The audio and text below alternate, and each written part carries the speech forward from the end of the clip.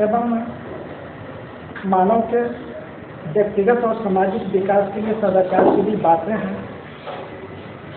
अर्थात मनुष्य केवल साधना के क्षेत्र में ही आगे बढ़े तो उसको एकांकी कहेंगे। वस्तुतः साधना का जो प्रयोजन है वह है व्यक्तित्व में निखार लाना, अर्थात जो मध्य स्तर पर हम जीवन जी रहे हैं उस जीवन से ऊपर उठ करके एक अलौकिक व्यक्तित्व की प्राप्ति करना, अर्थात अपने आत्मस्वरूप को प्राप्त करना या परमात्मा का ज्ञान प्राप्त करके विवेक को प्राप्त करना और उसके अनुसार इस जगत में एक अलौकिक जीवन को जीना है। इस मनुष्य जीवन की सर्वश्रेष्ठ उपलब्धि है।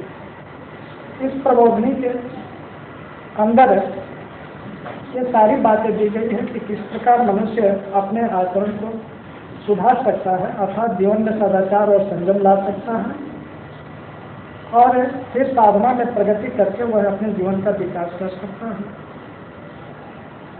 इसका नियमित रूप से इनके पदों का पाठांतर किया जाए तो इससे अंतस में एक अद्भुत जागृति होती है और इसका जो भी भाष्य किया गया, टीकाएं जो की गई है, उसका पठन चिंतन मनन करने से स्वाभाविक रूप से चेतना के विकास में मदद मिलती है।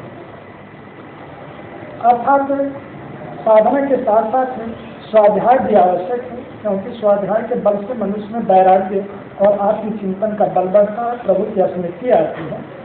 भौतिक जीवन के प्रति जो है उदासीनता होती है। भौतिक जीवन के प्रति उदासीनता का अर्थ ये नहीं है कि पलायनवादिता।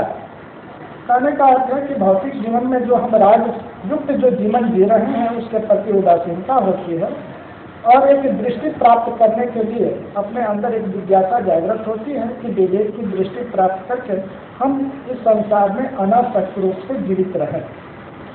हमारा जो भी कार्य हो वह हमारे साक्षित्व के अंदर हो, हमारा कर्म हमारे बंधन का कारण न बने।